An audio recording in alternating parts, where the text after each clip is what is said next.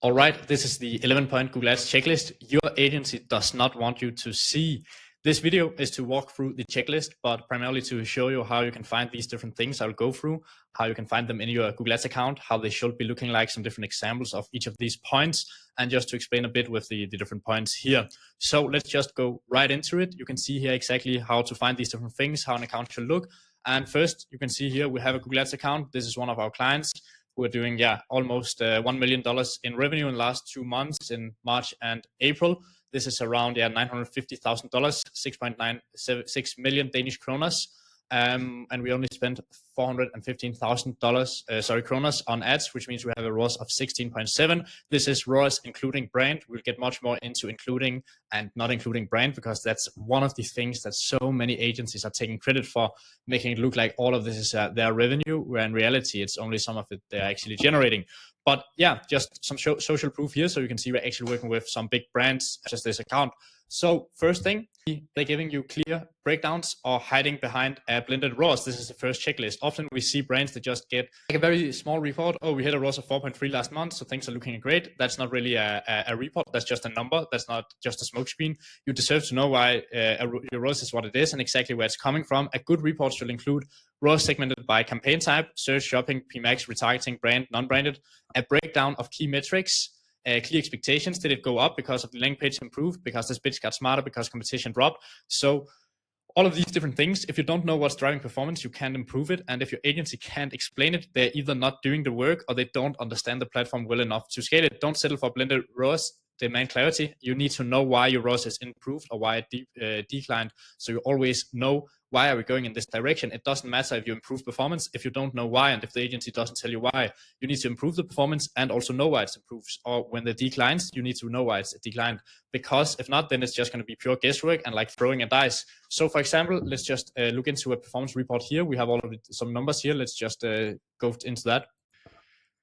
So we have a performance report right here where we can see some different numbers here. So all of this is segmented first into performance for a full month, where it's segmented into different campaigns. So first we have the search campaigns without brand. We can see here we spent 200,000 kronor on that, generated 1.1 million, 5.71 in ROAS. And here we are comparing to the year before when they had another agency. So just to see some huge improvements here, as we always see. And one of the reasons why we see these improvements is because we are segmenting these things so we can see what is going well, what is not going well. Brand campaign also increased 66% in revenue. Then we have performance max campaigns increased 117% in revenue. We have display campaigns decreased a lot. I'm not spending that much on display here. YouTube, there's no increase because there's an infinity amount of increase because it was not running before. We have the demand gen, we have the all campaigns without brand, and then all campaigns with brand. And we're segmenting on all of these so we can actually see what kind of campaigns are driving the performance, which kinds of not driving the performance. Then we're going a bit more into depth with some of the metrics here on each slide. And then lastly, we're going into which campaigns are driving up the most amount of revenue, the most amount of ROAS, and going a bit into like the different kind of campaigns on each segment here. Besides that, there's also going to be probably like a 2 to 3 page on exactly why the performance was like this, why these metrics got up, why these metrics got decreased, why we're paying more per click, why we are getting more revenue, and all of this. So we actually explain all of this. So we get all of these numbers every single week to the clients to know exactly what is going on, why we have improved performance, or if we have not improved performance. So that is the first thing here, which is regarding the performance breakdowns. Number 2 is your tracking setup giving you inflated results. This is a thing we see very, very often.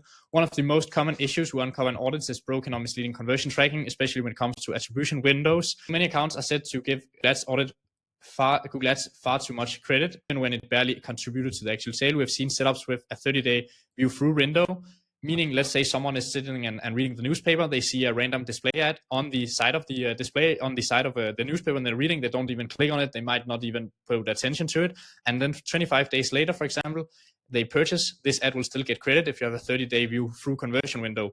This can be, for example, a customer who already bought for you 7 times, 5 times, and they keep getting spammed with your shopping ads, they keep getting spammed with your Facebook ads, with your emails. But then because of this display ads getting shown on the site 25 days ago, then Google Ads will take credit for it, and it will both miss the Google Ads will claim the conversion, and this doesn't just inflate your results and make your ROAS look much higher. It also hurts the performance a lot, because Google think that this display ad is driving performance and will start saying, oh, we got a conversion from this, let's start spending more money on the Display ads. So what we recommend is a clean and honest tracking window, which is a 90-day through window, 3-day engage view, and 1-day view through window. And if we just go into the goals right here, perfect. Now we are here in the conversion window. We have some different purchase conversions. We of course only have one which is primary, but how it should look like, let's just go into it with the window. But if you want to go into this yourself, you go into the goals, then you click on the tracking, which is your primary purchase tracking, and then you get into it. Let's just have a look into it when I click on it right here. Now we clicked on it. Now we're into the settings here, and we have the conversion name, we have the action, blah, blah, blah, all of this. Then this is what we want to look at. This is what we recommend. Click through window is at 90 days, engage view window is at 3 days, and view through conversion window is at 1 day. If this is something like 1 week, 30 days or something like that, then your agency is definitely taking credit for some of the sales which they are probably not generating, and you're hurting performance. So that's point number 2. Let's go into point number 3. Perfect. So now onto point number 3, which is probably one of the most important points and something we see so many businesses does not have done correctly. So a common red flag in Google Ads account is non-brand campaigns quietly bid on branded terms, which meaning they bid on your own brand. This inflates the performance of the generic campaigns and lets your agency take credit for the traffic that was already coming to you, people who already know about you. So for example, if someone searches your brand, they already know you. They might even be a returning customer. That's your hard-earned traffic, not something your agency should claim as part of their results. So for example, like someone who bought you for you 3 years ago, they really like your shirts, they come to you, or like your products or whatever you're selling, they come to you every 6 months to purchase from you, and they always just go to your website. And then Google Ads will, with the brand campaign, so let's say it's a generic campaign, a PMAX campaign, start to bid on this and makes it look like, oh, we got this customer from it because of the advertising. Not really. This is because this is a customer you got a long time ago from some other advertising, might be other Google ad, Facebook ad, or email ad. We always want to have this segmented. So your brand and non-brand traffic must be 100% separated. Non-brand campaigns should never include any branded keywords. PMAX campaigns should never bid on any branded keywords at all. Non-branded campaigns should never do this. Performance reports should clearly split brand versus non-brand. And when reviewing results, focus on non-brand performance as the real indicator of your agency's contribution. Do not let them take credit for the branded sales. For example, on this client, if we look at this date, when we have the conversion value by conversion time, which is another metric, which is also a bit more technical. Yeah, we can see right now I've excluded a campaign with brand name. And without brand name, we have generated 2.6 million Danish kroner, which is still pretty good, with 400,000 spent. That's a ROAS of 6.5. But let's say we just included the branded search terms in our reports and how much we are generating. Then it will say we are generating 7 million Danish kroner in revenue. That's a ROAS of 16.9. So you can see it's a huge, huge difference here. And these clients we work with, they know how we are actually contributing to their business. But often, a lot of businesses are just putting in branded search terms and actually just making it look like they're doing so much better because of the branded search terms. This is never something any agent should be taking credit from. I mean, yes, you can increase the branded traffic, but you should not be taking fully branded traffic as what are you doing with the ads. That's number 3, probably the most important point. Number 4, are your shopping feeds optimized or just over-uploaded? One of the most overlooked areas in Google Ads account is the shopping feed. In most audits, we see the same issue. The feed has been uploaded in Google Merchant Center, which is where you have the feed for shopping, and then after that is completely ignored. And that is a big, big problem because shopping is, that that's very obvious. Shopping performance is, of course, directly tied to the quality of the product feed. Are your titles optimizing keyword reach, are testing images and improving your visuals? Are you doing all of the different things you can do to optimize your products here? And if you're not actively optimizing your feed, you're leaving serious money on the table. So I see even agencies who don't really use any tools for feed management, they just do Google Merchant Center. We always recommend tools like FeedWatch to split test titles and images, add dynamic custom labels. For example, you can have a dynamic custom label where you're saying, okay, so every time a product has, for example, +5 conversions and a ROAS of more than 5 in the last 30 days, then give it the best-selling label. And then you can build a separate shopping campaign, one for bestsellers, for example, and one for catch-all. Then every time that a product gets more than 5 conversions with 5 in ROAS, then it automatically gets added to target in the shopping campaign for bestsellers, and then you push them harder. So that's just one simple way to do this. But I just so often see people not using these kind of tools. Shopping campaigns is what drives the bulk of revenue in most e-commerce accounts. So if your feed isn't constantly improved, you're not scaling, you're probably stagnating or decreasing in performance because your competitors are doing it, not everyone, because that's why we're sitting here right now. But some of them are doing it and they are going to be taking the revenue home. Brand search impression share, quick one. Your brand should, of course, dominate the search result when someone searches your business name, but we often see accounts where brand search impression share is too low, even though there's active competition bidding on the brand. That's usually caused by a weak bidding strategy, and it means you're losing clicks to competitors on your own name. We typically aim for at least 95% impression share on brand campaigns. And let me just pause this and find.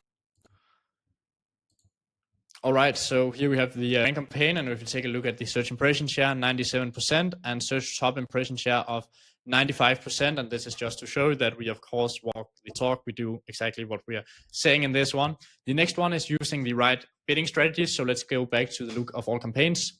So for the next one is using the right bidding strategies. If a campaign has under 30 conversions, I know some people say 50 conversions, but in of course it's better, of course, to have a bit more conversions. But in general, I'll say under 30 conversions, use manual bidding, which means manual CPC on the campaign, or using maximize clicks can be okay with it. And if you have over 30 conversions per month, use automatic bidding, which is ROAS targets primarily is what we work with, primarily ROAS targets. Also depending a bit of the client, some is like target CPA, but pretty much most of them is ROAS targets. Brand campaigns always use manual CPC. That's very important. I see so many using automatic bidding strategy on brand. Just use manual CPC, it's so much better. And is retargeting running and at a better ROAS than cold traffic? I see so many accounts without retargeting, and when I do see a retargeting campaign, it's often running with a lower ROAS than cold traffic. This is often due to bad placements and display not working as well as a campaign time. Switch to demand gen for retargeting. We get better results for every single client right here. So for this client, it's actually quite interesting. We previously ran a lot of display ads. We still run it with a much smaller budget now. They used to run a lot of display ads with very unstable ROAS and often lower than the cold campaigns. We switched this to demand gen, and now you can see here, we have this is a demand gen campaign, as you can see with the logo for retargeting, spending only 60 kroner per day because it's just for retargeting, but generating a lot of revenue. So here in the last 2 months, generated 118,000 in revenue. That's a ROAS of 23. And if you compare it to the cold campaigns here, you can see it's much higher and much higher than the display they were previously running. So demand gen, very good for retargeting. Next one is more than 3 ad keywords per ad group. Switch your search setup. Let's go into a top performing search campaign on this account. So yes, we're into the account, more than 3 keywords per ad group, switch your search setup. One of the most common issues we see in Google Ads account is ad groups packed with 10, 20, or even 50 keywords. Sounds familiar? As that's what we see very often, that they just a couple of keywords. If you go into one of your search campaigns, find this logo and go into one of the ad groups, please check how many keywords there's in the ad group. So here's the problem. When you cram too many keywords into one ad group, your ad has to be a one size fits all, and it means it won't be highly relevant to any of them, most likely, because if you have 50 keywords, it's very hard to make it very relevant for each one. So we recommend a tight structure, just 1 to 3 high related keywords per ad group, tailored ad copy that directly matches the search intent, and the most relevant landing page for the specific query. And this structure boosts your click-through rate. It improves your conversion rate because users actually land a page that matches what they search for, because you can have a landing page for each keyword. You can use different landing pages for different keywords, and it gives you much more control and data when optimizing performance. Most accounts audit are sending all kind of searches to one generic landing page and leaving serious revenue behind. More ad groups, fewer keywords, higher relevance, better results. In this account, if this is the top campaign, we have around 70 groups in just this campaign, and we have a lot of different campaigns at the same time. So in each, we only have 1 to 3 keywords in every single one of that have improved our performance so much since we changed to that setup, which has been some time ago now. Next thing is too few campaigns. And let's just go back to the campaigns. Now we're looking here at the campaigns. Too few campaigns is something we see very often. We do also see some accounts with too many accounts, many campaigns and not too few, but it's mostly rare that we see enough campaigns in the account. Mostly it's just a couple of campaigns, which is not really enough. Most campaigns, accounts are often just running a broad PMAX, maybe 2 PMAX, maybe if they're lucky, and then not really any search. Or some of them are just running 1 broad PMAX, catch all, 1 search campaigns, and then maybe a brand campaign and something else just to test. It's very rarely we actually see good setups, very good segmented. It's not really enough to just have a couple of campaigns. A single PMAX targeting all product is also very rarely the most effective approach. You will get much better results by segmenting. For example, a PMAX or shopping. This depends on what you're running. If you're running PMAX or standard shopping. A PMAX shopping for top selling products, just the absolute top bestsellers. This can be 5 products, 10 products. It can also be 100 products. This is depending on how many products you have in total. But maybe the products that does around 50 to 80% of the revenue just in this single campaign. Then a PMAX shopping campaign for the best performing categories. only targeting your best categories if you have a lot of different categories on your site. A PMax catch-all for testing everything else, to run all of the other products, still see if they can get some performance, maybe with a lower ROAS target, but still getting some sales on those. And then a fallback shopping campaign with manual CPC to catch the products when they are not trending. This is a bit more technical if I explain the exact thing with a fallback shopping campaign, but that's one thing I'll also recommend. In general, segment campaigns, as long as it makes sense. Aim for a minimum of 30 conversions per month per campaign for the main campaigns. For other campaigns, you can do a little bit less. But for the main campaign that spends most of the budget, aim to get still 30 conversions. So if you're running with a very low budget or you have very, very high expensive conversions, then it might make sense to have a smaller segmented campaigns.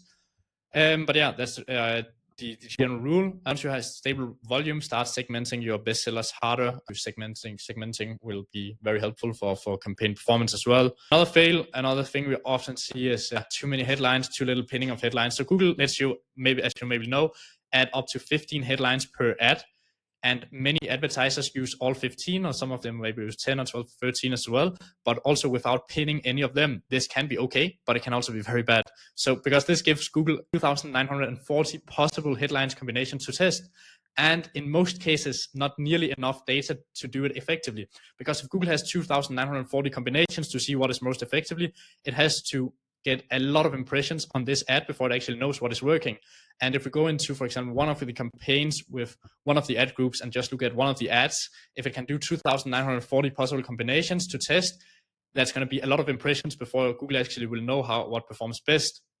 And it doesn't just test them once, because it needs a lot more data than just once. It probably needs to test each ad maybe 10 times or 100 times, would be 29,000 impressions or 290,000 impressions on one ad before Google can know it. So in most cases, you don't have enough data to really let Google do all of the testing itself. So I'll often do it a bit different. So yeah, I will do it. I'll just go through it after. But when every headline is unpinned, Google random tests different positions, just if you didn't really know how it is with ads. Headline 1, 2, and 3. 1, 2, and 3, which leads to chaotic tested and diluted results. Instead, I'll structure the ads like the 1 and 2 first headlines in the ad should be something related to your keyword and pin it in position 1. So you will always show something with your keyword. Then pin 2 to 3 different USPs to headline 2. So this can be free shipping.